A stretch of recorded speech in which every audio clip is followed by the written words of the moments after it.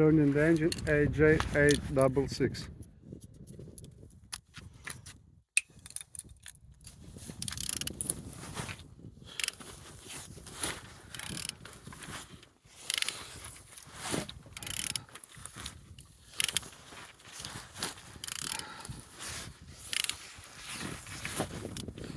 All turning good, all compression complete.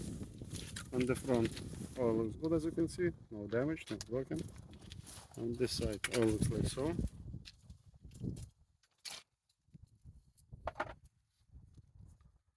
Starter looking good. On the top all looks good, all connectors, injectors looks good. On the back side all looks like so.